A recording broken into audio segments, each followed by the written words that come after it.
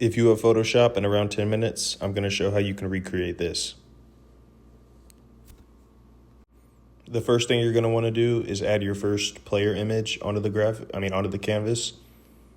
And I already did that for the background image.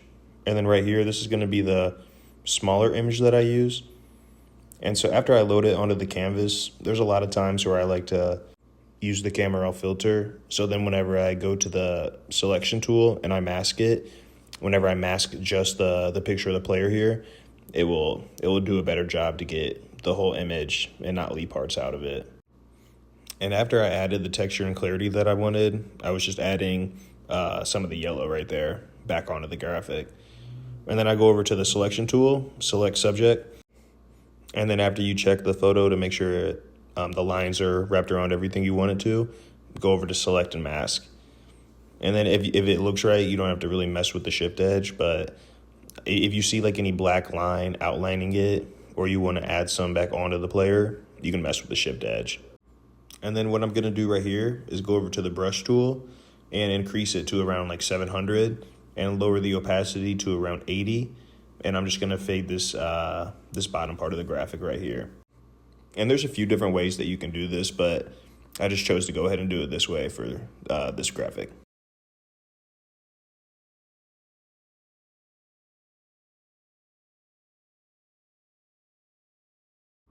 And then after I got it looking the way that I wanted it to, I went ahead and went to texturelabs.com and I found this background texture right here.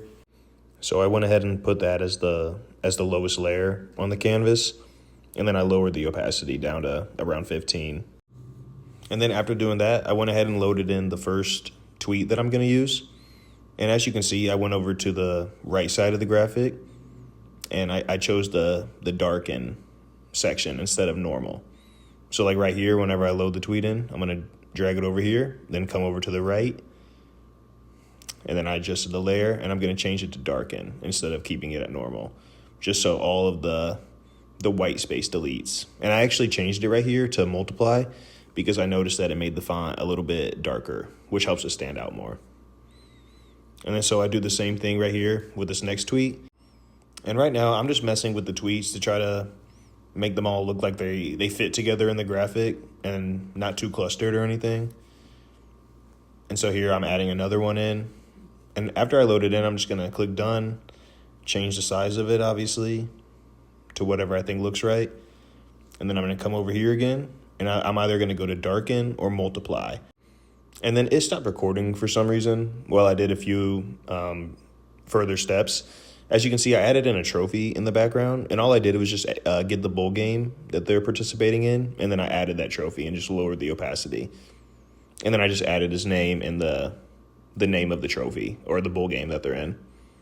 And then right here, I'm adding a gradient layer to the graphic. So I go over to the gradient tool.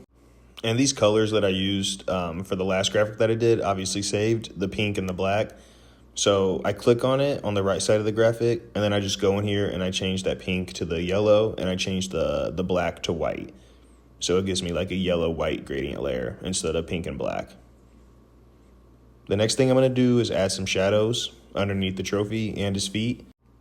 And since the trophy is much bigger than his feet, I'm going to go over to the brush tool and create a new layer. And then I'm going to increase the size of the brush size to around 600.